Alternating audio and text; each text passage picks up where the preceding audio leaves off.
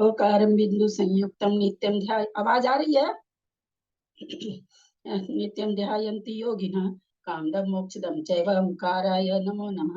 अविरत शब्द घनौघ प्रक्षालित सकल भूतल कलंका मुनिभिरूपासे तीर्था सरस्वती हरतु न दूरिता अज्ञानतिमिरान्धानां ज्ञानाञ्जनशलाकया चक्षुरुन्मिलितं येन तस्मै श्री गुरुवे नमः। श्री परम गुरुवे नमः। परम्पराचार्य गुरुभ्यो नमः।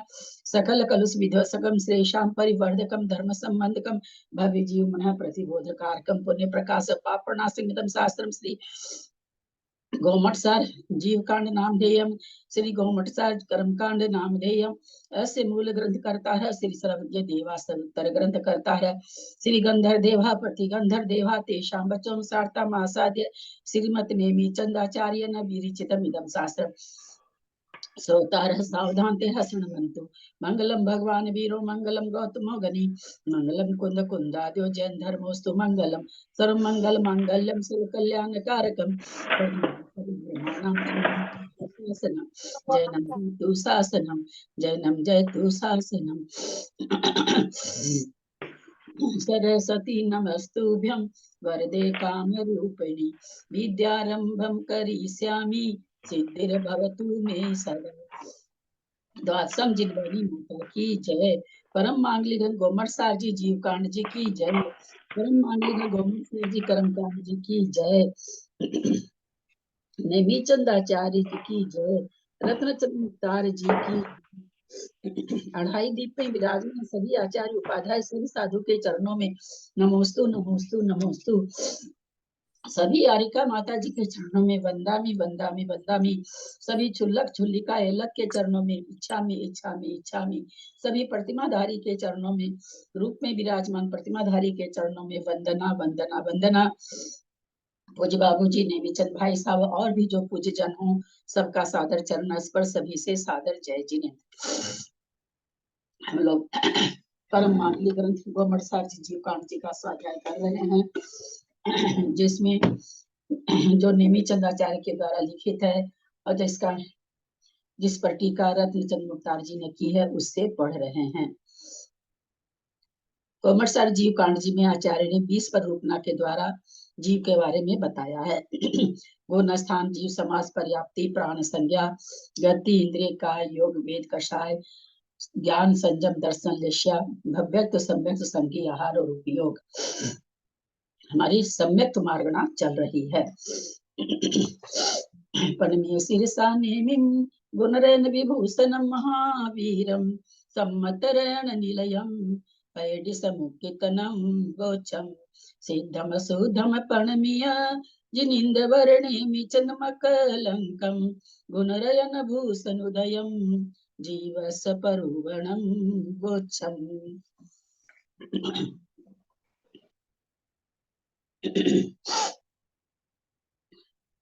पेज नंबर 712 है मेरे में। लब्धि सार लिख करके 7 लिखा हुआ 7 नंबर की गाथा लब्धि सार की वो हो रही है। अंतो कोडा कोडी विठाने ठिरी रसानम जम करणम पाउगलधि नामा भब्बा भव्य सुसामन्ना।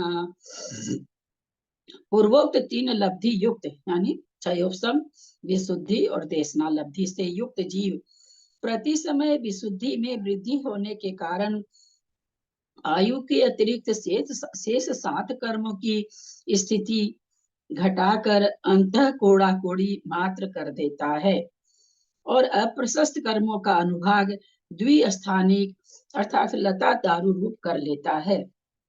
इस योग्यता की प्राप्ति प्रायोग्य लब्धि है। धवलाकार ने भी कहा है सर्व कर्मों की उत्कृष्ट स्थिति अप्रशस्त प्रकृतियों की उत्कृष्ट अनुभाग को घात करके क्रमशः अंतः कोड़ा कोड़ी स्थिति में और द्विस्थानीय अनुभाग में अवस्थान करने को प्रायोग्य लब्धि कहते हैं। क्योंकि इन अवस्थाओं के होने पर जीव करण लब्धि के योग्य परिणाम करण लब्धि के योग्य हो इन अवस्थाओं के होने पर जीव करण लब्धि के योग्य होते हैं। प्रारंभ की ये 4 लब्धियां भव्य और अभव्य जीवों के साधारण है, क्योंकि दोनों ही प्रकार के जीवों में इन चारों लब्धियों का होना संभव है। किंतु अधःकरण, अपूर्वकरण और अनिवृत्तिकरण सही हो गया था। ये तीनों करण भव्य मिथ्या दृष्टि जीव के ही होते हैं, क्योंकि अन्यत्र ये पाए नहीं जाते। प्रथमोपशम सम्यक को प्राप्त होने वाले जीव के अधःकरण, अधःप्रवृत्तकरण, अपूर्वकरण और अनिवृत्तिकरण के भेद से तीन प्रकार की विशुद्धियां होती हैं। अधःप्रवृत्त लक्षण वाली विशुद्धियों की अधःकरण प्रवृत्त संज्ञा है, क्योंकि उपरितन समयवर्ती परिणाम अध अर्थात अधस्तन समयवर्ती परिणामों में समानता को प्राप्त होते हैं, इसलिए अध प्रवृत्त यह संज्ञा सार्थक है। जिस करण में विद्यमान जीव के करण परिणाम अध अर्थात नीचे, उपरितन आगे के समय के परिणाम नीचे पूर्व के समय के परिणामों के समान प्रवृत्त होते हैं, वह अध प्रवृत्त करण है। इस करण में उपरिम समय के परिणाम नीचे के समय में भी पाए जाते हैं, यह तात्पर्य है। जिस करण में प्रत्येक समय में अपूर्व अर्थात असमान होते हुए भी नियमतः अनंत गुण रूप से वृद्धिगत करण अर्थात परिणाम होते हैं, वह अपूर्व करण है। इस करण में होने वाले परिणाम प्रत्येक समय में असंख्यात लोक प्रमाण होकर अन्य समय में स्थित परिणामों के सदृश नहीं होते हैं। जिस करण में विद्यमान जीव के एक समय में परिणाम भेद नहीं है, वह अनिवृत्ति करण है। समय समय भिन्ना भावातम पूर्वकरणो हि अन्यति वितहं भी यह परिसमम एक परिणामो। समय समय में जीवों के परिणाम जुदे जुदे ही होते हैं, ऐसे परिणामों का नाम अपूर्व करण है। और जहाँ प्रत्येक समय में एक ही परिणाम हो, वह अनिवृत्ति करण है। करण नाम परिणाम का है। अपूर्व जो करण होते हैं वे अपूर्व करण हैं, जिसका अर्थ असमान परिणाम होता है।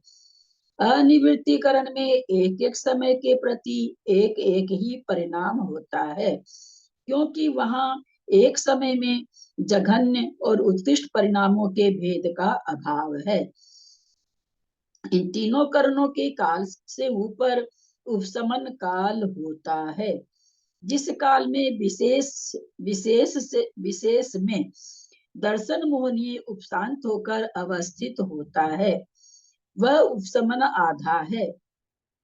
उपशमन आधा मतलब उपशमन आधा माने समय काल, उपशमन काल है।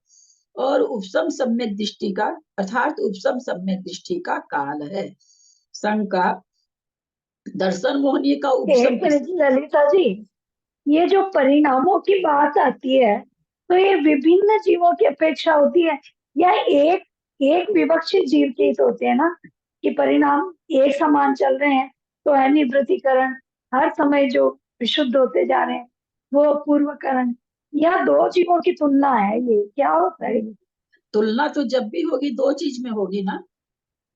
नहीं, एक दो तो विवक्षित जीवों में मतलब दो जीवों की।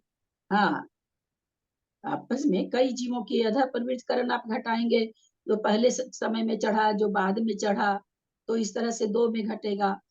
और अपूर्वकरण भी वही घटेगा भाई, समान समयवर्ती के समान परिणाम भी होते हैं और असमान भी होते हैं, तो जीवों के, इसीलिए कई जीव की घट जाती है।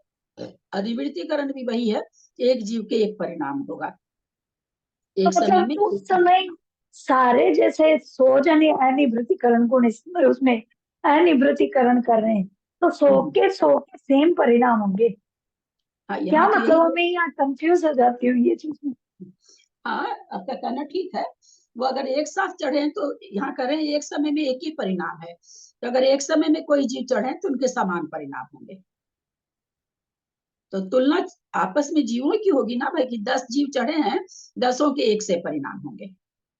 वही तो, पता भी है कि होती तो तुलना दूसरे से है, पर ये समझ में नहीं है कि 100 चढ़ रहे हैं तो 100 के सेम परिणाम। अगर एक समय में चढ़े हैं तो अनिवृत्तिकरण में एक ही होंगे। दर्शन मोहनी का उपशम किसे कहते हैं? समाधान, कारण परिणामों के द्वारा निःशक्त किए गए दर्शन मोहनी के उदय रूप पर्याय के बिना अवस्थित रहने को उपशम कहते हैं। दर्शन मोहनी का उदय नहीं हो और यद अवस्था वो पर्याय के बिना अवस्थित जो रहता है उसको उपशम कहते हैं। अंतो मुहूर्त मध्यम सर्वोपसन होयुव संतो। सभी दर्शन मोहनी कर्म का उदया भाव रूप उपशम होने से वे अंतर्मूर्त काल तक उपशांत रहते हैं। सब्बोपसेना, ऐसा कहने पर सभी दर्शन मोहनी कर्मों के उपशम से ऐसा ग्रहण करना चाहिए, क्योंकि प्रकृति, स्थिति, अनुभाग और प्रदेश रूप से विभक्त मिथ्यात्व, सम्यक्त और सम्यक मिथ्यात्व, इन तीनों ही कर्मों का उपशांत रूप से अवस्थान देखा जाता है। क्या कहना चाह रहे कि जब उपशम वाली बात चलेगी तो पूरा दर्शन में तीनों दर्शन होने का उपशम होगा और उनके प्रकृति, स्थिति, अनुभाग, प्रदेश से जो चार तरह से चारों का ही उपशम होगा, तीनों प्रकृति का। उसी उपशांत दर्शन मोहनी के प्रथम समय में अर्थात सम्यक दर्शन की प्राप्ति के प्रथम समय में सम्यक मिथ्यात्व और मिथ्यात्व संज्ञा वाले तीन भेद उत्पन्न करता है। पहले समय में तीन भेद हो जाते हैं उत्तम करण से। मिथ्यात्व प्रकृति के तीन टुकड़े होते हैं। शंका, इनकी इस प्रकार उत्पत्ति कैसे होती है? समाधान, जैसे यंत्र से कोदों के दलने पर उसके तीन भाग हो जाते हैं, वैसे ही अनिवृत्तीकरण परिणामों के द्वारा दलित किए गए दर्शन मोहनी के तीन भेदों की उत्पत्ति होने में विरोध का अभाव है। ये कह रहे कि दर्शन मोहनी का उपशम होने में आप कहते तीन तरह की हो जाती है। तीन तरह का कैसे हो जाता है? एक ही तरह का होना चाहिए, तीन तरह की वो कैसे बन जाती है? तो उन्होंने उदाहरण दिया कि अपने जैसे उसको चक्की वगैरह में हम लोग जब पीसते हैं कोई चीज तो दो तीन तरह का उसका निकलता है, एकदम मैदा जैसा हो जाता है, एक बीच का होता है, कोई कोई मोटा भी रहता है। वही चीज यहाँ कह रहे हैं कि यंत्र से कोदों को दलने पर तीन भाग हो जाते हैं उसमें। कांडक के बिना मिथ्यात्व कर्म के अनुभाग को घात कर उसे सम्यक प्रकृति और सम्यक मिथ्यात्व प्रकृति के अनुभाग रूप आकार से परिणमाकर प्रथमो सम्यक्त को प्राप्त होने के प्रथम समय में मिथ्यात्व रूप एक कर्म के तीन कर्मांश अर्थात भेद या खंड उत्पन्न करता है। चले तीनों कर्म के द्वारा मिथ्यात्व का तीन टुकड़ा होता है। लब्धि सार की गाथा है। मिच्छत मिस सम सब रूवेन तत्तिधात यदवादो सत्ति दो य संखा नंते न यहूति भजीय कमा। मिथ्यात्व द्रव्य, मिथ्यात्व मिश्र, सम्यक मोहनी रूप तीन तरह का हो जाता है। द्रव्य की अपेक्षा सम्यक प्रकृति और मिश्र प्रकृति में मिथ्यात्व का असंख्यातवां भाग द्रव्य होता है और मिथ्यात्व का अनंतवां भाग अनुभाग सम्यक और मिश्र प्रकृति में होता है। प्रथमोपशम सम्यक के प्रथम समय में ही अनंत संसार को काट कर अर्ध पुद्गल परिवर्तन मात्र संसार अवस्थित कर देता है। कहा भी है, एक अनादिय मिच्छादिठिना तीनि करणानि कादु उवसम सम्मतम परिवन पढ़म समये अनंतो संसारो छिन्नो अध पुगल परियटम में तो कर दो। एक अनादि मिथ्या दृष्टि जीव तीन करण करके उपसम सम्यक को प्राप्त होने के प्रथम समय में अनंत संसार को छिन्न कर अर्ध पुद्गल परिवर्तन मात्र कर देता है। प्रथमोपशम सम्यक परिणाम से इतना महान कार्य हो जाता है। प्रथमोपशम सम्यक परिणाम में अथवा अनिवृत्तीकरण में ही इतनी शक्ति है जो अनंत संसार अनंत संसार काल को छेद कर अत्यल्प ऐसे अर्ध पुद्गल परिवर्तन मात्र कर देते हैं। अन्य प्रकार से संसार स्थिति अर्ध पुद्गल परिवर्तन मात्र नहीं हो सकती। इस तरह से 3 करण का बताए हैं और उपसम सम्मत को बता रहे हैं। चतुगति भव्यो सन्नी पज्जतो सुजगो यसागारो जागारो सल्लेखो सल्लधिगो सममूवगमयि। चतुगति भव्यो सन्नी पज्जतो सुजगो यसागारो जागारो सल्लेखो सल्लेसो सल्लधिगो सममूवगमयि।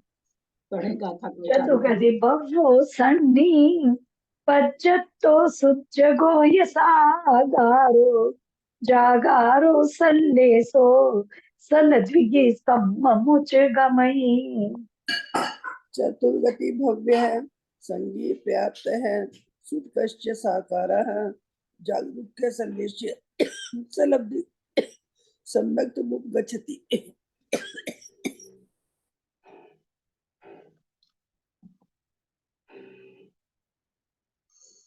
चतुगति भव्यो, चारों गति के भव्य, सन्नी संगी, पज्जतो पर्याप्त, सुझगो विशुद्ध, सागारो साकार उपयोगी, जागारो जागृत, सल्लेसो शुभ प्रशस्त लेश्या से सहित, सल्लधिगो और लब्धि से युक्त, सम समम उवगमहि सम्यक्त को ऐसा जो जीव होता है वो सम्यक्त को प्राप्त करता है। विशेषार्थ नारकी, त्रियंच, मनुष्य और देव, इन चारों गतियों के जीवों में से किसी भी गति का जीव दर्शन मोहनी कर्म को उपसमाता है, कहा भी है। दर्शन मोह सुसामो दूच दुसुबि गति सुगो धब्बो पंचंदियो या सन्नी नीमासो दीपजत्तो। धवला से ही है ये नीचे। नारकी के ना शुभ लेश्या कैसे प्रशस्त लेश्या हाँ होती है? नारकियों के प्रशस्त लेश्या वो एक उनकी जो लेश्या होती है उसमें जघन्य होगा तब होगा उनको, उस हाँ, लेश्या में बिल्कुल जघन्य होगी तब होगा, तो उनके लिए वही प्रशस्त है। अच्छा कि कापोत है तो जगन्य कापोत एकदम वैसे। जघन्य का पोत हो गया, कृष्ण है तो एकदम जघन्य हम्म, कृष्ण। ये धवला जी से है आगे। उपसामेन्तो कमी उपसामेदी चदुसु विगदिषु उपसामेदी। चदुसु विगदिषु उपसामेन्तो पंच इंद्रियेषु उपसामेदी। नो इंद्रिय विगल इंद्रियेषु पंच इंद्रियेषु उपसामेन्तो सन्निषु उपसामेदी। नो असन्निषु सन्निषु उपसामेन्तो गब्भा गब्भा वेकम वेकंतीयेषु वेकंतीयेषु उपसामेदी। नो समुच्छमेषु गभो वंकतीयेषु उपसामेन्तो पज्जतेषु उपसामेदी। नो अपज्जतेषु पज्जतेषु उपसामेन्तु संखेज संखेज बस्सा उगेषु भी उपसामेदी असंखेजा उगेषु भी। दर्शन मोहनीय कर्म को बहुत सारा सिद्धांत आ गया है इसमें, बहुत सारा जानते हैं हम लोग, कुछ नया भी होगा ही। दर्शन मोही कर्म को उपसमाता हुआ यह चारों ही गतियों में उपसमाता है। चारों ही गतियों में उपसमाता हुआ पंचेंद्रियों में उपसमाता है, एक इंद्रिय विकल इंद्रियों में नहीं। पंचेंद्रियों में उपसमाता हुआ संगियों में उपसमाता है, असंगियों में नहीं। संगियों में उपसमाता हुआ गर्भोपकांतिकों के में अर्थात गर्भज जीवों में उपसमाता है, समूर्छनों में नहीं। ये कैसे घटेगा? क्योंकि शंभुरमन में असंख्यात जीव 5वें गुण स्थान वर्ती हैं जिनका समूर्छन जन्म है।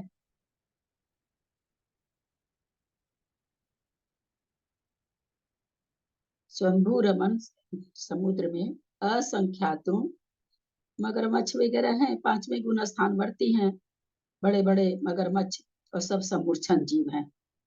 कैसे घटेगा?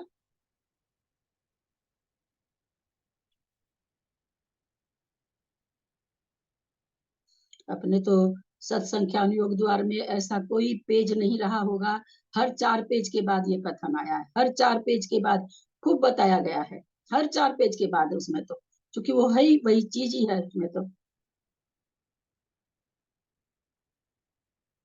कैसे बाबूजी, कैसे घटेगा?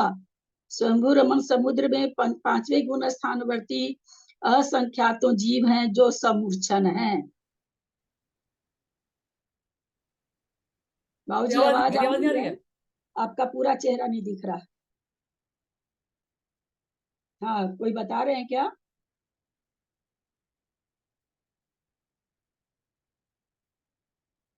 कैसे घटेगा बताइए, कोई तो बताइए। वो गर्भ सब समुच्चन है ना? हाँ वो गर्भ समुच्चन है ना? बाबूजी, समूर्छन गर्भज को समूर्छन थोड़ी कहते हैं। गर्भज को समूर्छन नहीं कहते बाबूजी। समूर्छन का जन्म तो बिना गर्भ के होता है। वातावरण से अपने शरीर के लायक नो कर्म वर्गनाओं को ग्रहण करके शरीर बनाता है वो। समूर्छन जन्म मतलब समूर्छन जन्म बिना माता पिता के, गर्भज नहीं। गर्भज जन्म को नहीं कहा गया है।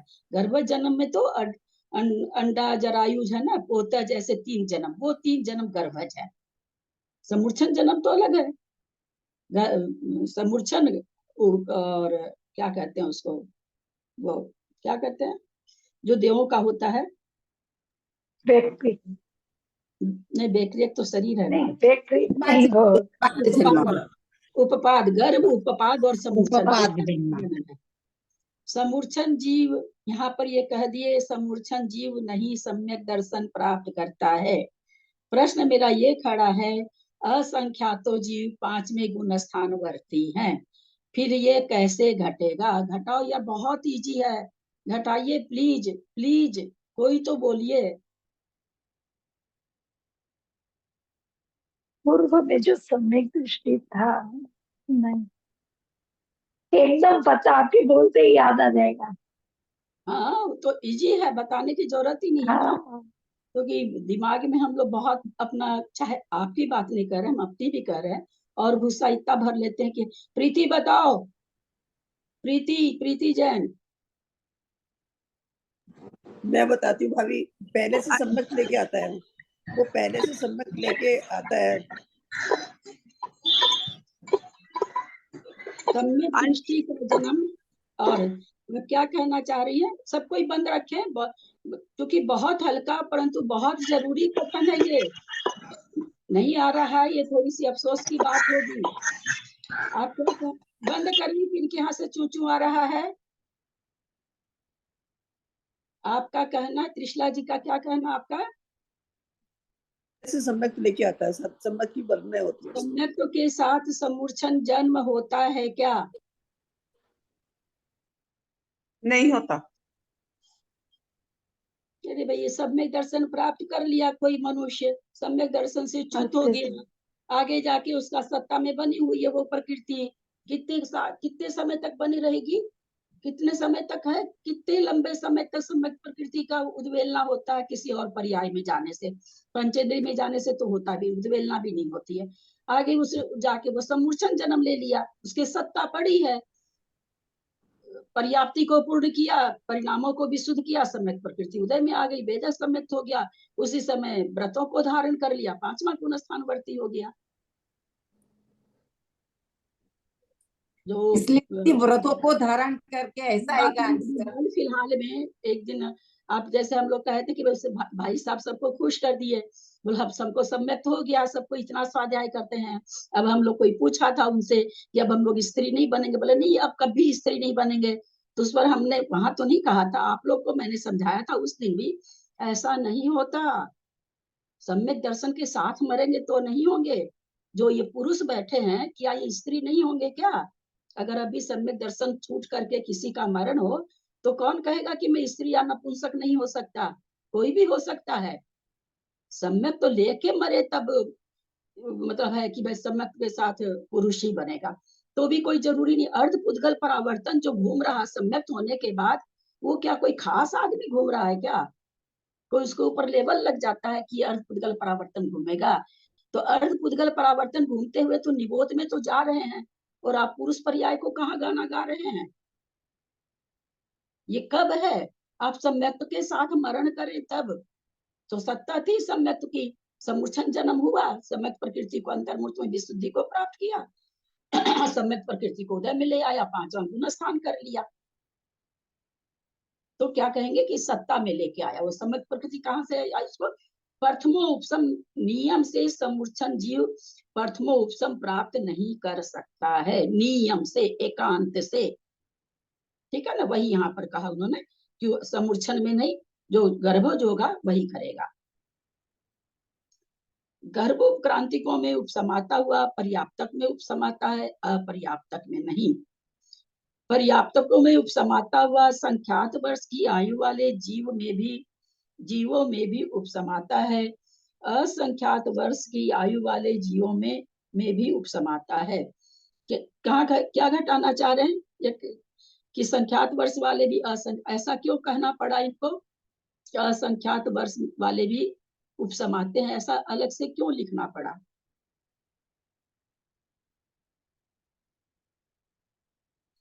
मैं फिर से प्रश्न करती हूँ, प्रश्न नहीं समझ में आया होगा, एक बार फिर बोल रही हूँ। यहाँ पर आया, सारी शर्तें बता रहे हैं, तो यहाँ लिखे वो कि संख्यात वर्ष वाले भी उपसमा सकते हैं और असंख्यात वर्ष वाले भी। तो ऐसा इनको दो सिद्धांत यहाँ क्यों बताना पड़ा? किस किस कारण से? भोगभूमि के जीवों की वजह से, भूमि की जीवों की वजह से, क्योंकि वहाँ असंख्यात वर्ष की आयु है, तो इसलिए पर वहां वो पर भी तो काउंटेबल है ना, 3 पल्ले है, 2 पल्ले है, पर उनको असंख्यात में काउंट करेंगे क्या? वर्ष असंख्यात होता है, पल में वर्ष कितना होता है? असंख्यात वर्ष होता है। तो इसलिए मैं यहाँ तो बोलते बोलते रेडी, मैंने कहा वो तो पल्ले हो।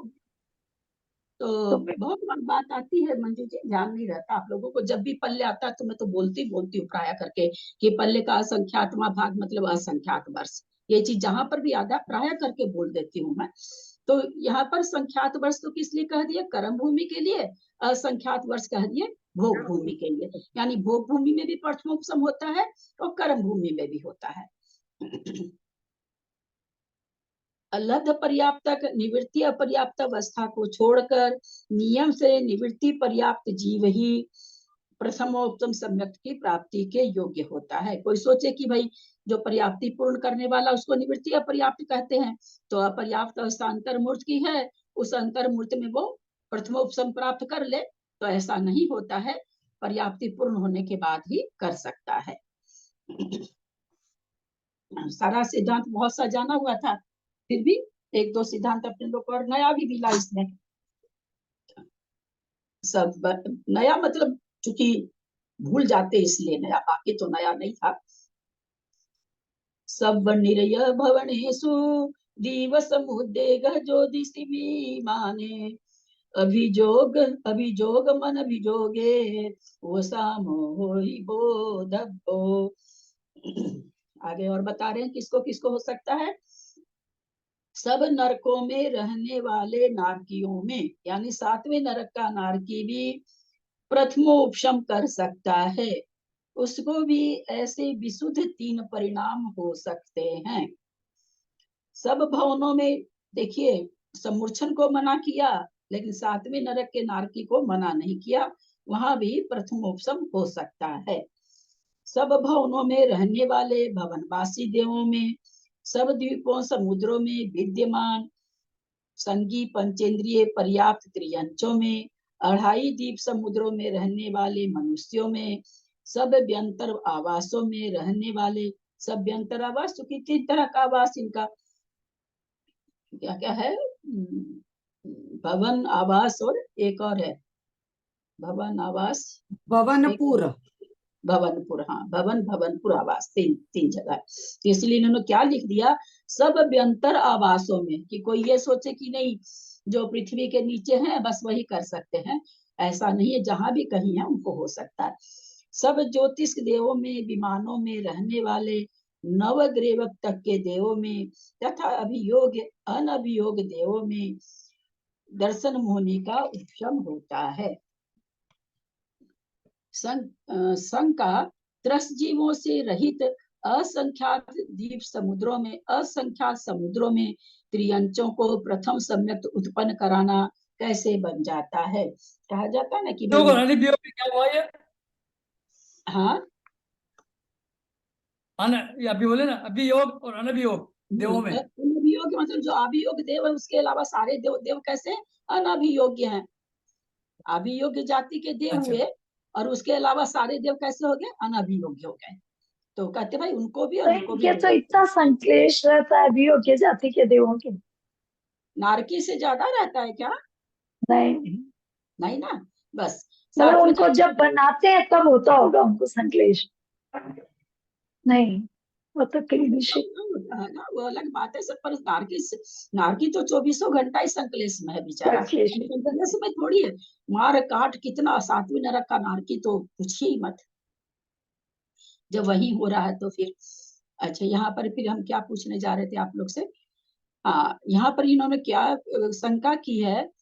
त्रस्त जीवों से रहित असंख्यात समुद्रों में त्रियंचों का प्रथम सम्यक को उत्पन्न कराना कैसे बन सकता है? ऐसा क्यों कहा? क्या असंख्यात द्वीप समुद्र में त्रियंच नहीं है क्या? असंख्यात समुद्र में, सॉरी, द्वीप नहीं। त्रस जीव नहीं है, त्रस नहीं है कुछ। हाँ, वहां पर जो है असंख्यात द्वीपों में त्रस जीव कहाँ है? वहां पर त्रस जीव रहित है। असंख्य द्वीप समुद्रों में जलचर जीव नहीं होते समुद्रों में। पहली बात तो द्वीप तो द्वीप जितने हैं वो तो क्या है द्वीप वो? नहीं, बीच द्वीप में तो है, समुद्रों में नहीं है। समुद्रों में नहीं। समुद्र का जल, इसीलिए भगवान का जो अभिषेक होता है क्षीर समुद्र से, क्योंकि वो जीव रहित समुद्र है, इसलिए वहां से जल उसके पहले के समुद्र में जीव पाए जाते हैं। इसी कारण से भगवान का जो अभिषेक होता है क्षीर समुद्र से जल ला करके होता है। तो कहने कि आपने कैसे कहा ऐसा, तो उत्तर देते हैं नहीं, क्योंकि वहां पर भी पूर्व के बैरी देवों के प्रयोग से ले जाए गए त्रियंच सम्यक की उत्पत्ति में प्रवृत्त हुए पाए जाते हैं।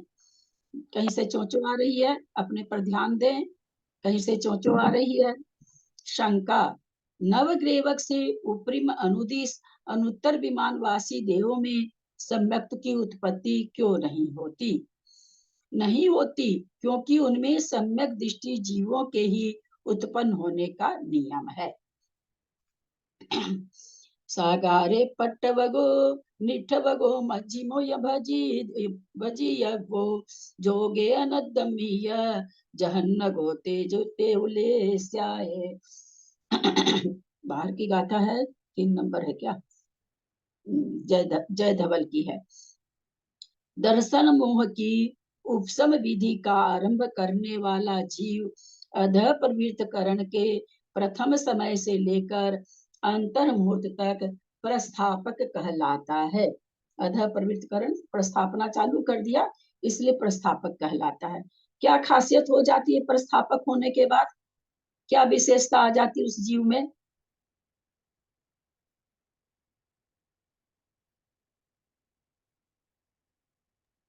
मतलब करण लब्धि प्राप्त करेगा एक कर, तीनों क्रमशः होंगे ना करण। हाँ, सम्यक दर्शन। फिर से एक बार प्रश्न सुनिए, मैं क्या पूछना चाह रही हूँ। प्रस्थापक संज्ञा होने से उस जीव के क्या क्या विशेषता आ जाती है? वो अंतर कोड़ा कोड़ी सागर प्रमाण कर लेता कर्मों की स्थिति। वो सब तो प्रायोग लब्धि में हो गया मंजू जी, वो सब तो प्रायोग सॉरी, वो तो प्रायोग्य ही हो गया। करण लब्धि में प्रस्थापक होने से उसको तीनों करण हो जाएंगे। अध्यापक हाँ, शुरू हो गया, यही। उसको तीनों करण हो जाएंगे, और वो अपूर्वकरण भी और प्रथमोपसर्ग अनिमित्तीकरण भी शुरू हो गया है।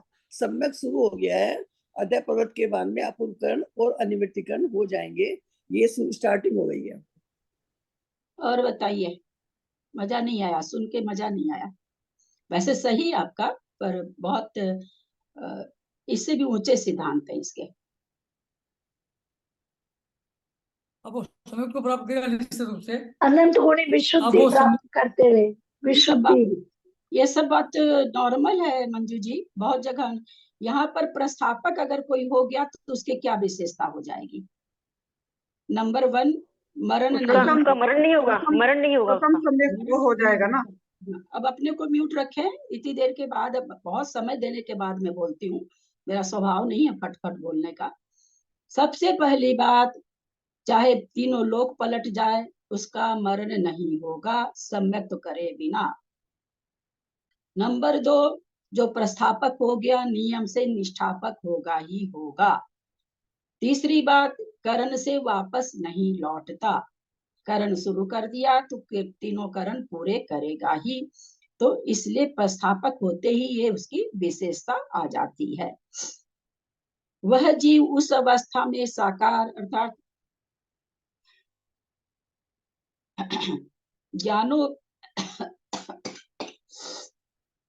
ज्ञानोपयोग में ही उपयुक्त होता है, क्योंकि उस समय में अविचार और भी है। और प्रस्थापक में क्या होता है, एक सोची थी और बोलने का मैं भूल ही गई।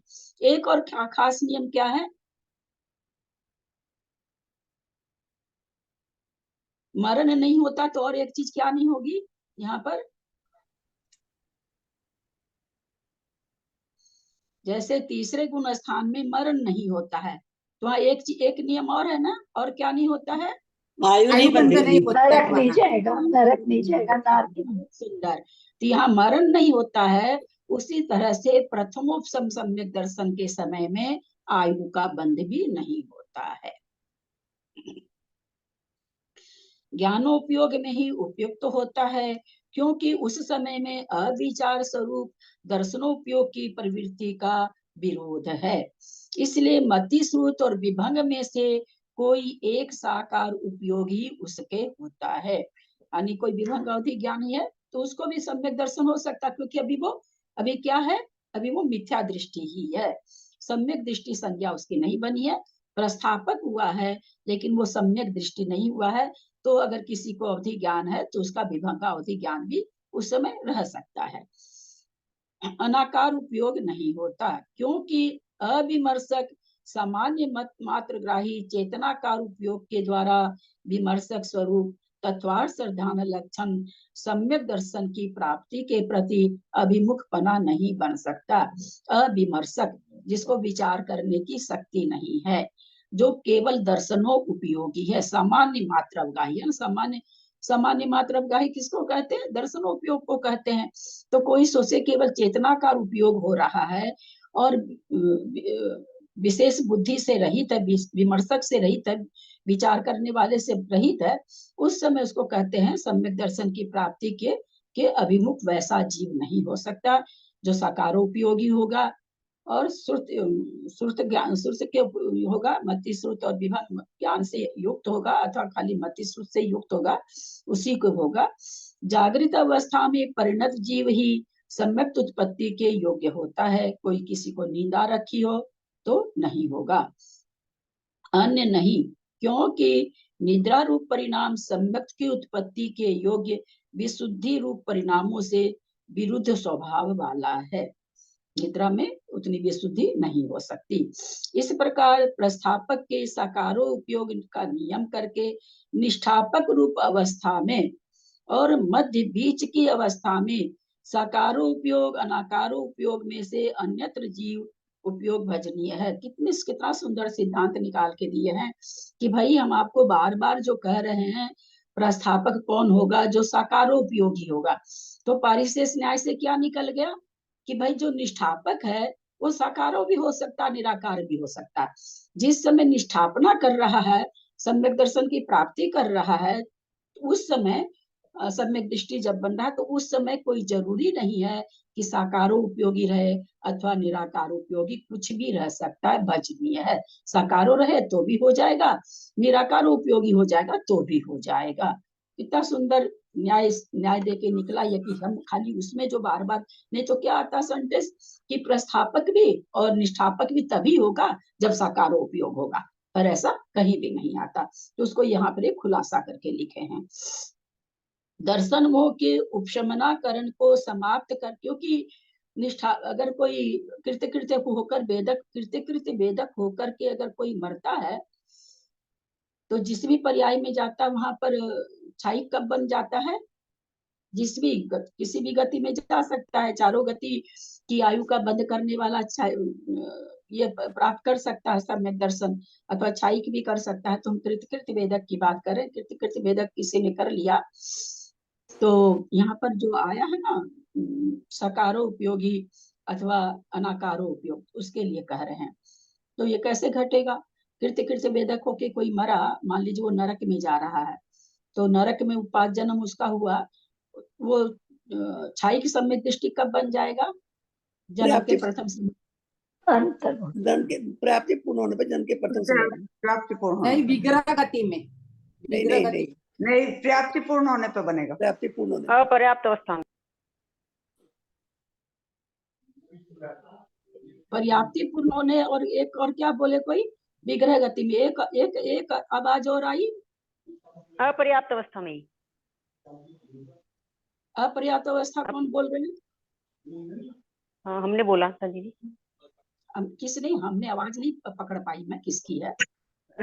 नहीं, हम कभी बोलते नहीं है ना, इसलिए आप आवाज नहीं पकड़ पाएंगे। बताओ ना कौन बोले थे। हम सुनीता नाम है हमारा, हम कभी ज्यादा बोलते नहीं हम। इन्हीं का उत्तर सही है, इसलिए मैंने इनके जवाब पर इतना जोर दिया है। सबका गलत भी हाल फिलहाल में। आप लोग मेरा ऑडियो सुनिएगा तो 2-4 दिन का, जब जब प्रकरण आता तब बोलती हूँ। आज तो प्रकरण भी नहीं आया कृत्य कृत्य वेदक का, आज तो प्रकरण भी नहीं आया। और मैंने तो यहाँ तक आप लोग को बताया कि सुपार्श्वमती माता जी की सम्यक आराधना समुच्चय मैं पहली बार उसमें ही पढ़ी थी कि अपर्याप्त अवस्था में छाइक बन जाता है, एक फाली बचती है अपर्याप्त अवस्था में। विग्रह गति में नहीं होता, विग्रह गति आंसर गलत है। विग्रह गति और अपर्याप्त अवस्था में अंतर है। यद्यपि विग्रह गति में भी अपर्याप्ति है, लेकिन अपर्याप्त अवस्था जो मिश्र का योग होता है उसको कहते हैं खास करके। मतलब, और ये मेरा ईमानदारी से सारा वीडियो सुने, कम से कम सैकड़ों बार। अभी भी बताने की कोई जरूरत नहीं थी, उसको हमको लाने की जरूरत नहीं थी। पता नहीं मेरे मन में क्यों आया कि देखते हैं लोगों को याद हुआ कि नहीं अभी तक। कम से कम बाकी तो लोग मौन होके सुनते रहते हैं, कहे कौन रिस्क ले, गलत हो कि सही हो। कम से कम बोलने वाले को इतना धन्यवाद है कि बोलते तो हैं। पर कितना बधाई है, कितनी बार, और एक बार नहीं, सभी में बोले। जब जब कोई बात आती है, अभी यहाँ कोई प्रकरण नहीं था, फिर भी हम उस बात को लाके बताए हैं। ये मेरा नेचर बन गया है। लेकिन जितना हम परोसते ना उतना ही आप लोग टेकन फॉर ग्रांटेड ले रहे हैं, क्योंकि 4 दिन पहले भी है, क्योंकि ये चैप्टर ही है सम्यक दर्शन का, तो इसमें तो हम पता नहीं बोले ही होंगे कई बार। लेकिन हम लोगों को थोड़ा सा आदत पड़ गई कि चलो ठीक है, जो हो रहा है हो रहा है। इसी कारण से यहाँ पर क्या कह दिए? अनाकार उपयोग। अनाकार उपयोग क्यों कह दिए? विग्रह उसमें है अपर्याप्त अवस्था में, उपयोग कहाँ से उसका साकार होगा? साफ ही तो यहाँ पर आ गया ना अनाकार उपयोग। ये तो उसके लिए कह रहे हैं, मतलब प्रथमोपसम के लिए कह रहे हैं। प्रथमोपसम समय में भी कोई अनाकार उपयोग में आ गया हो तब भी हो जाएगा। और हम तो आपको कृत्य कृत्य वेदक का भी अभी बताए हैं। सकारो उपयोग, अनाकारो उपयोग, इन दोनों में से किसी एक के साथ निष्ठापक होने में विरोध नहीं है। इसी प्रकार मध्यम अवस्था के वाले के भी कहना चाहिए। एकदम साफ आया कि निष्ठापना करने के लिए कोई भी उपयोग हो सकता है, दर्शनोपयोग हो अथवा ज्ञानोपयोग हो। पीत पद्म शुक्ल लेश्याओं में से नियम से कोई एक वर्धमान लेश्या होती है। इनमें से कोई भी लेस्या हीयमान नहीं होती। जिनको ये 3 लेस्या होती है, और स्वर्गों में पीत है, बहुत कहीं पर पद्म है, वहां पर भी जब उनकी वर्धमान लेस्या होगी तब होगी। नरकों में चूंकि ही अशुभ लेस्या है तो वहां हीयमान होगी तब होगा। कोई भी लेस्या हीयमान नहीं होती। इस जीव के कृष्ण नील का पोत से ये 3 अशुभ लेस्या नहीं होती। जिनके पीत पद्म शुक्ल लेस्या की संभावना है, उनको नियम से इन 3 लेस्या में प्रथमोपशम नहीं होगा। साफ कह दिया, नहीं होती, मतलब होता ही नहीं वहां पर। शंका, वर्धमान शुभ 3 लेस्याओं का नियम यहाँ पर किया जाता है, वह नहीं बनता, क्योंकि नारकियों के सम्यक की उत्पत्ति करने में व्यापृत तत्पर होने पर अशुभ 3 लेस्या भी संभव है। लेस्या भी क्या ही हो जाएगा। तो यह कोई दोष नहीं है, क्योंकि त्रियंचों और मनुष्यों की अपेक्षा यह कहा गया है। क्योंकि जो हमने कहते हैं कि 6 लेस्या में से 3 लेस्या का जो नियम बनाया है, वो हमने मनुष्य और त्रियंच के लिए बनाया है, क्योंकि वहां पर 6 लेस्या पाई जाती है। देवों में तो 3 ही पाई जाती है, तो उसके लिए तो जरूरत ही नहीं है। नारकियों में अशुभ 3 पाई जाती है। तो मैंने ये नियम जो हम बताए हैं वो नियम मनुष्य और त्रियंचों के लिए बताए हैं। त्रियंच मनुष्यों के सम्यक्त को प्राप्त करते समय शुभ 3 लेस्याओं को छोड़कर अन्य लेस्याएं संभव नहीं है। एकदम एकांत एकांत नियम आ रहा है, किंतु परंतु नहीं आ रहा कुछ भी, क्योंकि अत्यंत मंद विशुद्धि द्वारा सम्यक्त की प्राप्ति करने वाले जीव के वहां पर जघन्य पीत लेस्या होती है। शंका, यहाँ पर देव नारकियों की विवक्षा क्यों नहीं की? समाधान, नहीं की, क्योंकि उनके अवस्थित लेस्या होती है। उनके लिए क्या बोलेंगे भाई, उनके तो वही लेस्या ही होती है, जिसके जो होती है वही होती है, इसलिए उनकी विवक्षा हमने नहीं की। यहाँ पर परिवर्तमान सब लेस्या वाले त्रियंच मनुष्यों की ही प्रधान रूप से विवक्षा की गई है। यद्यपि गाथा में योग और वेद का कथन नहीं किया, किंतु कसाय पाहुर व जय धवल में इसका कथन है। उसके आधार पर यहाँ भी कथन किया जाता है। कितना जय धवल धवल से परोसे हैं, मुख्तार जी ने कितना दिया है, धन्य हो भाई मुख्तार जी। 4 प्रकार के मनोयोग में से अन्यतर 4 प्रकार, और धीरे पढ़ रही हूँ, ध्यान से सुनिएगा, क्योंकि बड़े ग्रंथों का कथन अपने लोग को पता नहीं चलता, बड़े ग्रंथ नहीं पढ़ते हैं तब। ये बड़े ग्रंथ से कसाई पाहुर से जय धवल से बता रहे हैं, तो ध्यान से सुने सब कोई। 4 प्रकार के मनोयोग में से अन्यतर, अन्यतर मतलब कोई भी मनोयोग से, सत्य मनोयोग, असत्य मनोयोग, उभय मनोयोग, अनुभय मनोयोग, कोई भी मनोयोग रहने से, 4 प्रकार के वचन योग में से अन्यतर वचन योग से, कोई भी वचन योग हो, औदारिक काय योग, वैक्रिय काय योग, इन सब योगों में से किसी योग से परिणत हुआ जी। आहारक काय योग क्यों नहीं बताए, भूल गए लिखना क्या? नहीं, आहार तो छठे गुण स्थान में होता है, मुनियों को तो उसमें नहीं होगा सम्यक दर्शन। ऐसे ऐसे थोड़ी कहना चाहिए उसको, वो ऑलरेडी सम्यक दृष्टि है, ऑलरेडी वो सम्यक दृष्टि है। बहुत अच्छा, सम्यक दृष्टि है। योगों में किसी योग से परिणत हुआ जीव दर्शन मोह की उपशम विधि का आरंभ करता है। इसी प्रकार निष्ठापक और मध्यम अवस्था वाले जीव के भी कहना चाहिए, क्योंकि इन दोनों अवस्थाओं में प्रस्थापक से भिन्न नियम की उपलब्धि नहीं होती।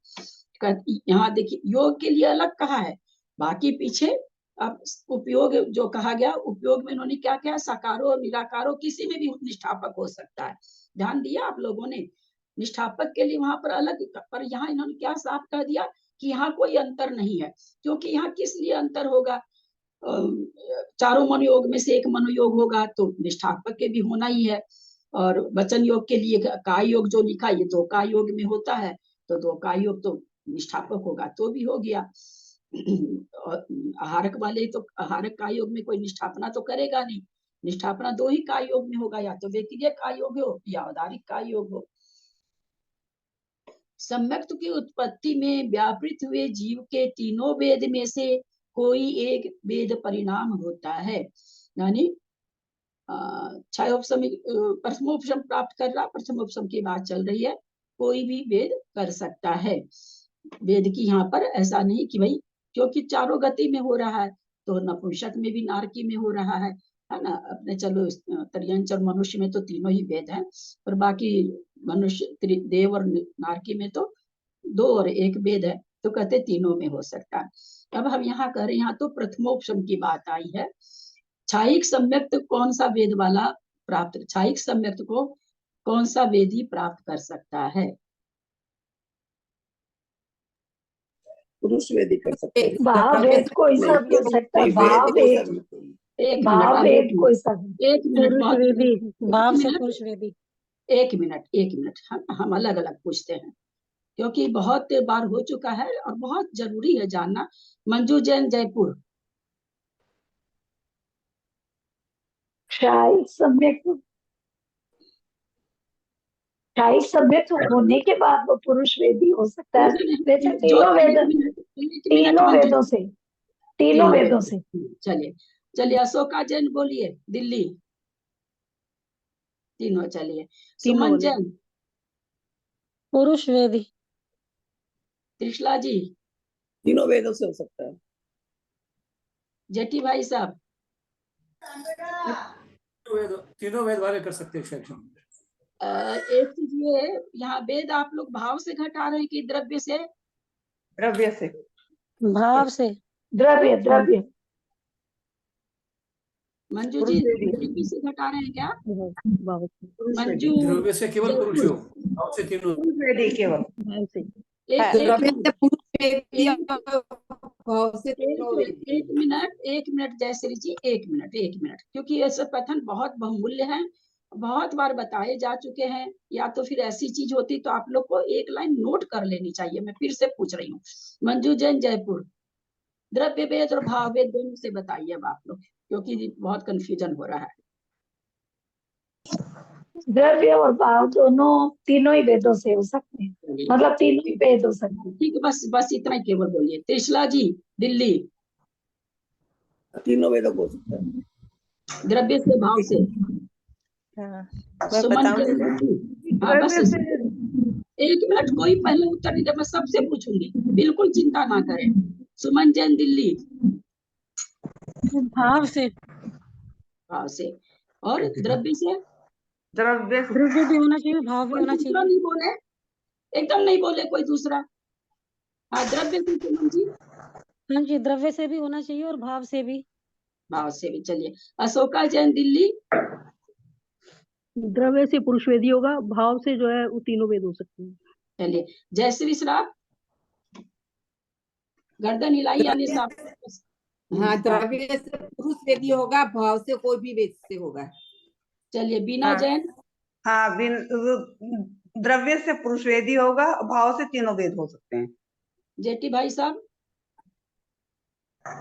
द्रव्य से पुरुष योग, भाव से तीनों योग। बाबूजी,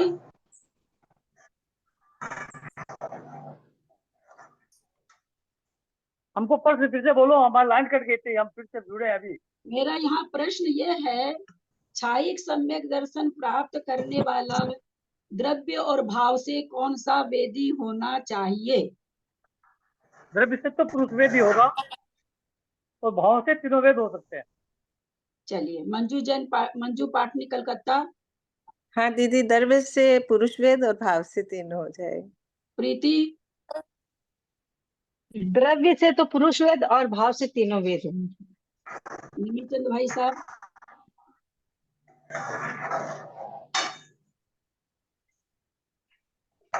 सुशीला जैन हैंड रेज कर रखे हैं, बोलिए। हाँ सुशीला, हाँ, बोल रही कि मैं द्रव्य से तो भाव वेद होगा, द्रव्य से तो पुरुष वेद होगा, भाव से तीनों वेद होगा। और कोई बोलना चाह रहे हैं? और किसी को बोलना है? द्रव्य से पुरुष वेद होगा, भाव से तीनों वेद होगा। अब जिन्होंने जो उत्तर दिया वो अपना कर लेंगे सही। हाँ, अगर द्रव्य से स्त्री वेदिक होगा तो हम लोग को छायिक सम्यक दर्शन होना चाहिए। होता है क्या स्त्रियों को छायिक सम्यक दर्शन? कर सकता है वो, नहीं कर उसमें सकता। आता है ना, सीता को छायिक सम्यक दर्शन था।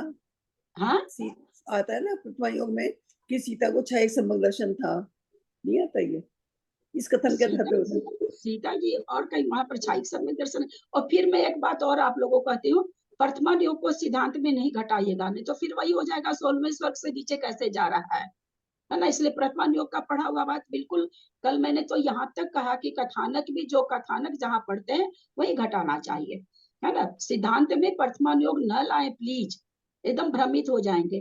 कहीं भी नहीं आया है छायिक सम्यक दर्शन। ये भी आया कि भाई क्यों नहीं हो सकता, क्योंकि स्वभाव से चंचल होती हैं, उतना सहनन उनका नहीं होता कि वो एक स्थान से बैठ सके, कर सके।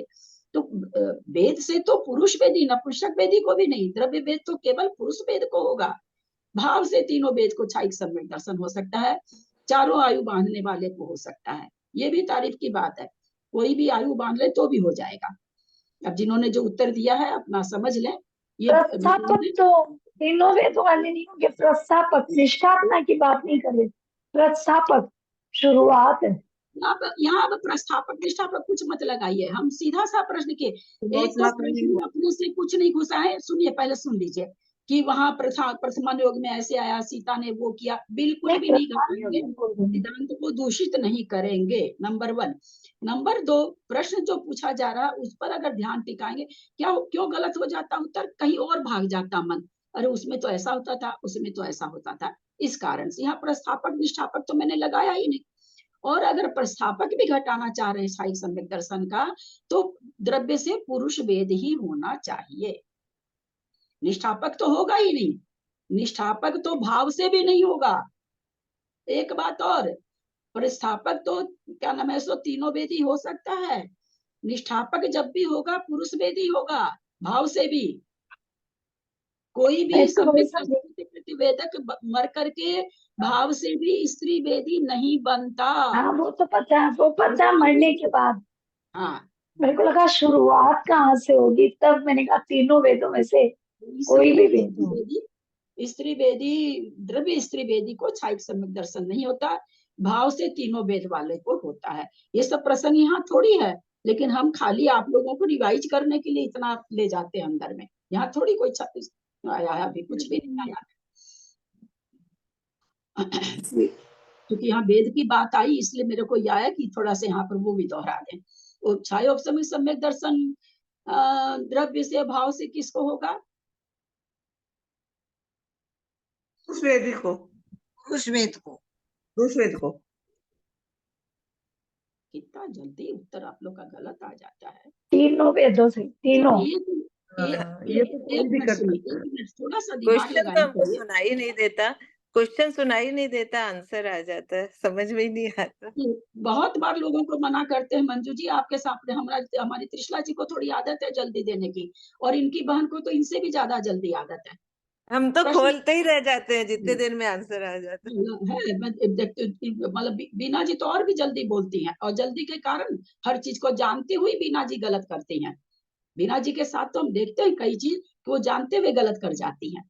मेरा क्या प्रश्न था और उत्तर एकदम गलत आ गया, और आप लोग वही पढ़ रहे हैं, उसी की भाव भाषा कर रहे हैं, उसी का उत्तर गलत दे रहे हैं। मैंने क्या पूछा कि जैसे अभी हमने समझा कि छाइक सम्यक दर्शन प्राप्त करने वाला जो भी होगा तो द्रव्य से पुरुष वेदी होगा, भाव से कोई भी वेद होगा। अब यहाँ मेरा यह क्वेश्चन है, प्रथमोपम प्राप्त करने वाला द्रव्य से और भाव से क्या होगा? तीनों वेद दोनों ही होगा। तीनों ही वेद वाले हो तीनों वेद सकते हो हैं, सकते हैं। द्रव्य से और भाव से, तीनों ही वेद वाले, जैसे क्योंकि प्रथमोपम सम्यक तीनों वेद होगा, चारों का तीनों होगा। तीनों ही, तीनों।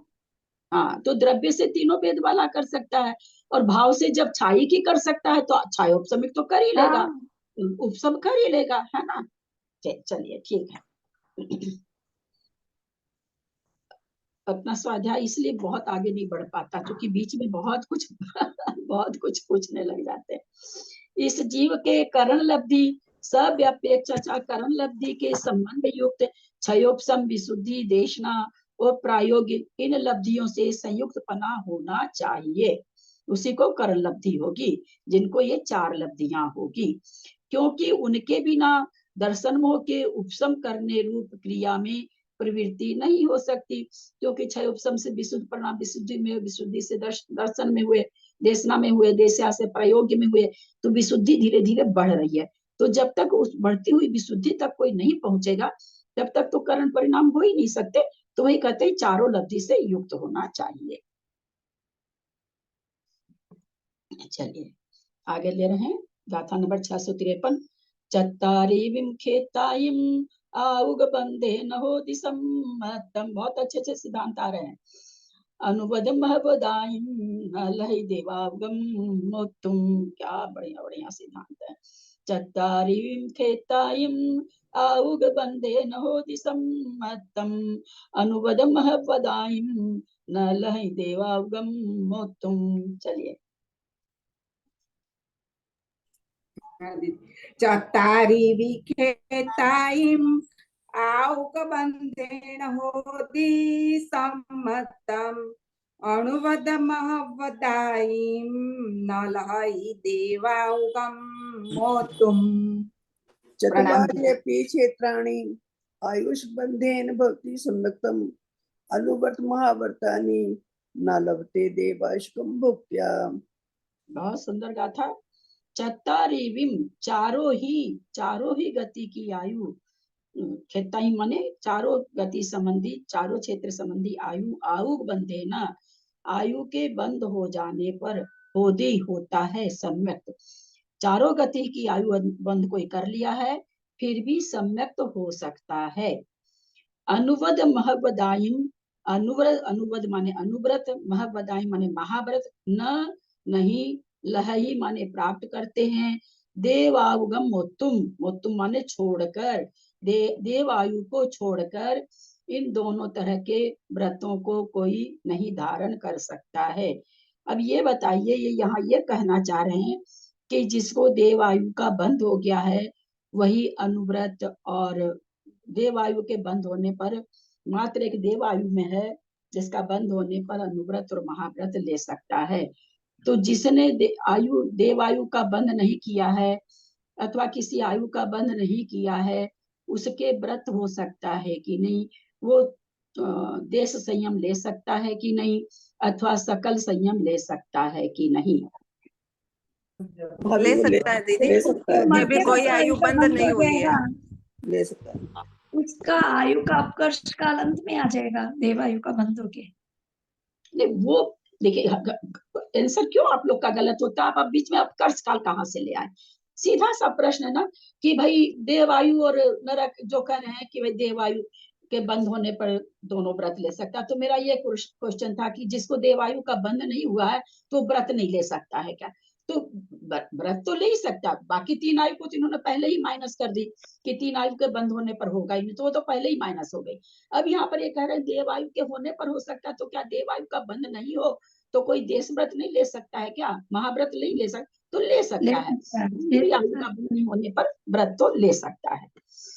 चारों गति संबंधी आयु कर्म का बंद हो जाने पर भी सम्यक दर्शन उत्पन्न हो सकता है, किंतु अनुव्रत महाव्रत देवायु के अतिरिक्त अन्य आयु के बंद होने पर प्राप्त नहीं हो सकते। विशेषार्थ देवनारकियों के न अनुव्रत होते हैं और न महाव्रत होते हैं, त्रियंचों के अनुव्रत होते हैं। यदि त्रियंचों के नरक, त्रियंच या मनुष्य आयु का बंद हो गया है तो वे अनुव्रत भी धारण नहीं कर सकते, जबकि त्रियंच के लिए तो मनुष्य आयु उत्कृष्ट है, अच्छी आयु है, लेकिन फिर भी ये सामान्य से नियम है कि इन 3 आयु का अगर बंद हो गया है तो किसी भी प्रकार का संयम आप नहीं ले सकते। किंतु सम्यक तो हो सकता है, मनुष्य के अनुव्रत व महाव्रत दोनों हो सकते हैं। यदि उसके नरकायु, त्रियंचायु या मनुष्यायु का बंद हो गया हो तो अनुव्रत या महाव्रत धारण नहीं कर सकता, किंतु सम्यक की उत्पत्ति हो सकती है। देव व नारकी के त्रियंचायु या मनुष्यायु का बंद हो जाने पर भी सम्यक उत्पन्न हो सकता है। अब यहाँ पर हम लोग एक विशेष चीज समझ लें, संख्यातो लोग हैं 5वें गुना स्थानवर्ती, एक पहचान है सफेद कपड़ा, है ना, सफेद ड्रेस, तो क्या नियम से सबको सम्यक है क्या, या सबके देवायु का ही बंद? नहीं, जरूरी नहीं है, कोई जरूरी नहीं है कि बाहर से बाह्य तो अपने धारण कर लेते हैं बुद्धि पूर्वक, पर अंदर की चीज तो केवली गम्य होती है। अगर अंदर सम्यक तो है तो 5वां गुना स्थान है, अगर सम्यक नहीं है तो बाहर से तो क्रिया का पालन हो ही रहा है। सासाधन सम्यक दृष्टि का लक्षण, न यमिच्छतं पत्तो सम्मतादो यजो य परिवडिदो सो शासनो पंचम भावे न संजुतो। कैसे आवाज आ रही है अपने को देखेंगे सब।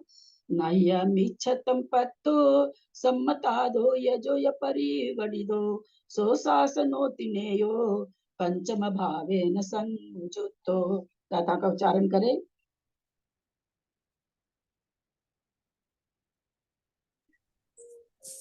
नयमिच्छन्तं पत्तो सम्मतादो यजो वडिदो सो शासनोति नेयो पंचम भावेन संयुक्तो। न च मिथ्यात्वं प्राप्तः सम्यक्तश्च यश्च परिपतितः सहसा सनितिज्ञः पंचम भावेन संयुक्तः। न यह मिच्छतम मिथ्यात्व को प्राप्त नहीं हुआ है। और क्या कह रहे हैं, सम्मतो पत्तो सम्यक्तो से च्युत हो गया है। जो यह परिवर्तितो जो इस तरह से वर्तमान रहता है, सो शासनोति नेयो उसको सासादन सासादन सम्यक दृष्टि जानो, पंचम भावे न संयुक्तो पांचवें भाव से संयुक्त होता है। क्या है पांचवा भाव, बताएंगे आगे। जो जीव सम्यक से च्युत हो गया है, मिथ्यात्व को प्राप्त नहीं हुआ है, वह सासादन सम्यक दृष्टि जीव है, वह पांचवें भाव से संयुक्त होता है। विशेषार्थ सासादन गुण स्थान प्रथमोपसम सम्यक दर्शन से परिपतित होने पर ही होता है, अन्य सम्यक से च्युत होने पर नहीं होता।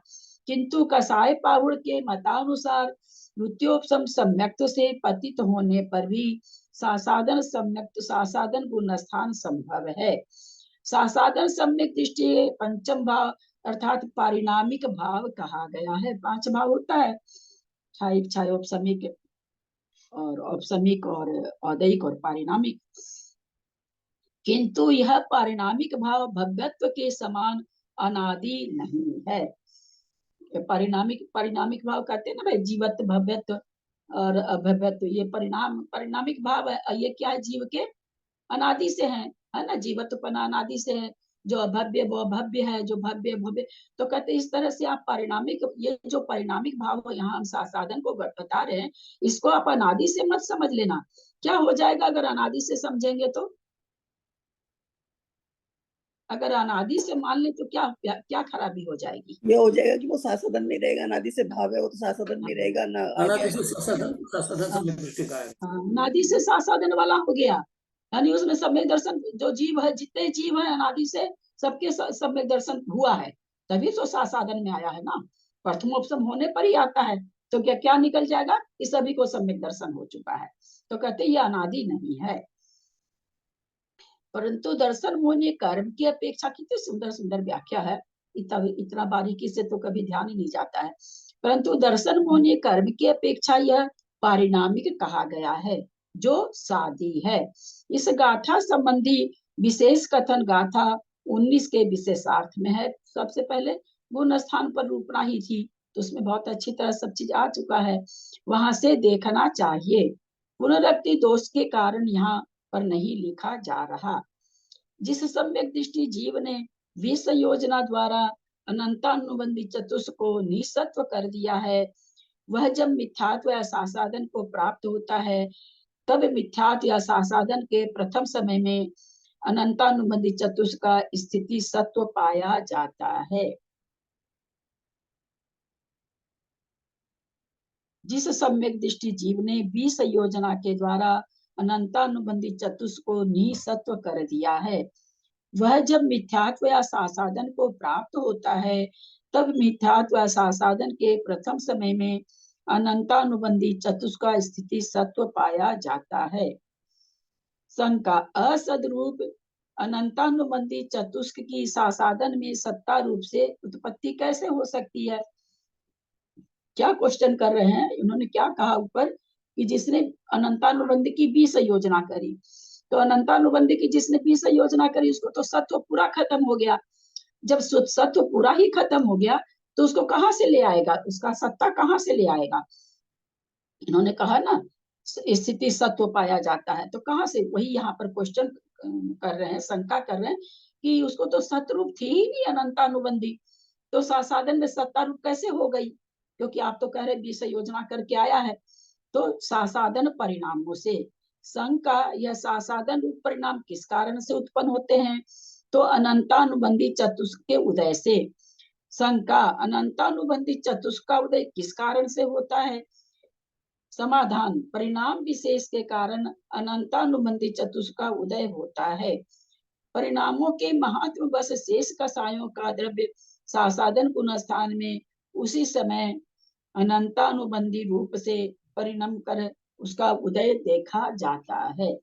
क्या कहना चाह रहे हैं कि उसी समय परिणामों के विशेष से जो द्रव्य परिणमा दिया था उसको अनंतानुबंधी रूप परिणमा करके और उसका उदय देखा जाता है, ऐसा यहाँ पर कह रहे हैं। ये पहली बार ही पढ़ने को मिला। अनंतानुबंधी 20 संयोजक को साधन गुण स्थान में भेज रहे हैं, तो यहाँ पर अनंतानुबंधी का 20 संयोजन लिख रहे हैं, जो कि अभी तक कहीं पढ़ने नहीं मिला है। ये कहाँ से लिखे हैं देखें, उसको खोल के देखे हैं, नहीं लिखे, कहाँ से लिखे हैं। इसका मतलब तो भाभी अनंतानुबंधी की 20 योजना दर्शन मोहिनी से पहले हो गई, क्योंकि दर्शन प्रथमोपसम में तो साधन जाते हैं, उससे पहले तो जाते नहीं, तो इसका मतलब प्रथमोपसम से पहले 20 योजना करा दी उन्होंने। नहीं, वो तो प्रथमोपसम से प्राप्त करने के बाद 20 योजना करके और अनंतानुबंधी की भी, सॉरी, प्रथमोपसम के बाद 3 करण करके, क्योंकि वो बन गया ना, प्रथमोपसम सम्यक दृष्टि बन गया।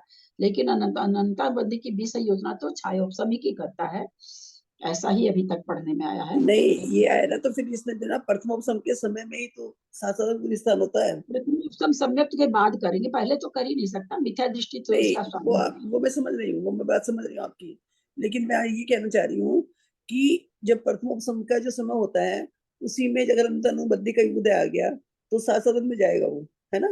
अगर उसको पहले प्रथमोपसम हो गया और बाद में उसने 20 योजना करी, तो साधन में कैसे जाएगा, मेरा मतलब प्रश्न ये है। नहीं तो वो प्रथमोपसम का काल खत्म है, अनंतानुबंधी के उदय से आ जाएगा ना, वो तो बन जाएगा, उससे कोई मतलब नहीं है। प्रथमोपसम का काल ही तो, उसी काल में से तो जितना समय बचता उतना साधन को मिलता है। प्रथमोपसम के काल में इच्छा आवली पहले अगर नीचे गिरता है, प्रथमोपसम का अंतर्मूर्त काल है, अच्छा आवली के पहले गिरता है तो साधन का अच्छा आवली हो जाता है, एक समय पहले गिरता है तो एक समय हो जाता है, तो प्रथमोपसम के काल में ही गिरता है। प्रथमोपसम का काल पूरा नहीं करेगा, वो पूरा करेगा तब तो फिर या तो मिथ्यात्व में जाएगा, या मिश्र में जाएगा, या सम्यक्त में जाएगा। अच्छा, तो मतलब प्रथमोपसम के काल में ही वो अनंतानुबंधी की 20 योजना कर लेगा और फिर साधन में चला जाएगा, ये मतलब हुआ, है ना।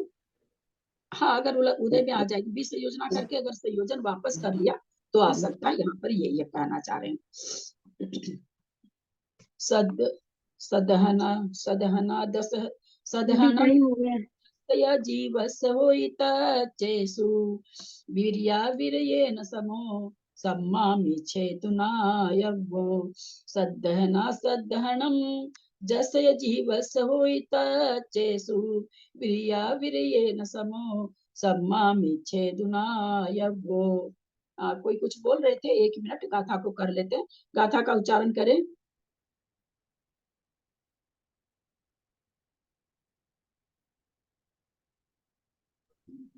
मैं कर रहा हूँ फिर से।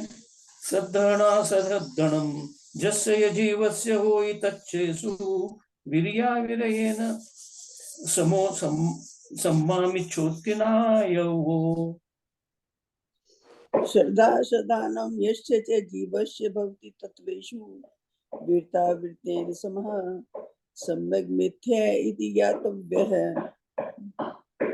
सदहन असदहन, सरधान और असरधान, जस जिसके, जीवस जिस जीव के, होई होता है, तच्चेषु तत्वों में, यानी तत्वों में जिस जीव को सरधान और असरधान होता है, उसके कहते वीर्या अवीर्येण, वीरत और अविरत, समो माने समान, सम्मामिच्छेदिनायो भी सम्यक मिथ्यात्व जानना चाहिए।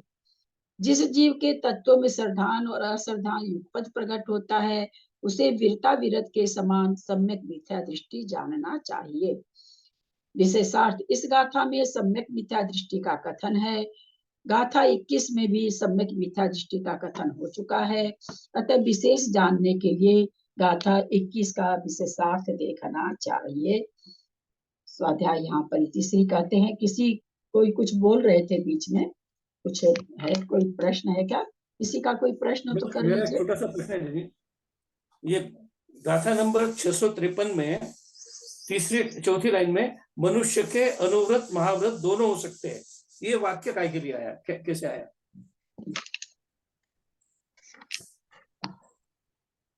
किसमें? गाथा नंबर 653 में चौथी लाइन में मनुष्य के अनुव्रत व महाव्रत दोनों हो सकते हैं, ये क्या विषय से कहा है? हाँ ठीक है, तो कह रहे हैं ना भाई, जिसने देवायु का बंद कर लिया है, देवायु के अलावा और किसी आयु को बंद कर लिया है, तो वो मनुष्य न तो देश संयम ले सकेगा ना सकल संयम ले सकेगा। मतलब देश संयम भी नहीं लेगा। अगर देव आयु के अलावा और कोई आयु का बंद हो गया है तो देश संयम भी नहीं ले सकता है। तो ये फिर ये वाक्य का मतलब क्या हुआ फिर? ये मनुष्य के अनुव्रत महाव्रत दोनों कौन से मनुष्य के? वो तो सभी के लिए है कि आयु का बंद हो गया। हाँ, कर्म भूमि का मनुष्य, मनुष्य बोलने का मतलब तो कर्म भूमि का मनुष्य है ना। भोग भूमि में तो व्रत होते ही नहीं है। हाँ। तो इसलिए वो तो अपने आप ही इतना तो हम लोगों को अब हर जगह वो थोड़ी इतना विश्लेषण देंगे। महा सकल संयम और देश संयम देवनारकियों के भी नहीं होते हैं, केवल त्रियंचों और मनुष्यों को होते हैं। अगर उनकी देवायु के अलावा कोई आयु बंध गई है तीनों को, दोनों को, तीनों ही प्रकार के में से कोई आयु अगर बंध गई है तो फिर वो सम्यक दर्शन को, प्रथमोपसम सम्यक दर्शन को प्राप्त नहीं करेंगे, सॉरी देश संयम सकल संयम को नहीं प्राप्त करेंगे। यानी त्रियंच और मनुष्य ले सकते हैं देश संयम, सकल संयम केवल मनुष्य ले सकता है। तो अगर ये लोग को आयु का बंद हो गया और उसमें देवायु का अगर हुआ है तो दोनों देश संयम भी ले सकते हैं, मनुष्य सकल संयम भी ले सकता है। पकड़ में आया कि नहीं? आपका प्रश्न का सॉल्यूशन हुआ कि नहीं? हो गया हो गया हो गया। यदक्षर मात्रा तद्वाक्यहीनं मया प्रमादादि किंचनोक्तम कर्मे क्षमित्वा विदधातु देवी सरस्वती केवल बोधलब्धि बोधि समाधि परिणाम शुद्धि स्वात्मोपलब्धि शिव सौख्य सिद्धि चिंतामणिं चिंतित वस्तुदाने त्वां वंदमानस ममास्तु देवी। जावानी के ज्ञान ते सुझे लोकालोक सोबानी मस्तक चढ़ो सदा दे टूटो। हे जिनवानी भारती तो ही जपू दिन रैन जो तेरा शरणा कहे सो पावे सुख चैन। देव भजू अरंत को गुरु से हो निर्ग्रंथ दया धर्म पालू सदा यही मोक्ष का पंथ। द्वादशांग जिनवानी माता की जय। 9 बार नमोकार।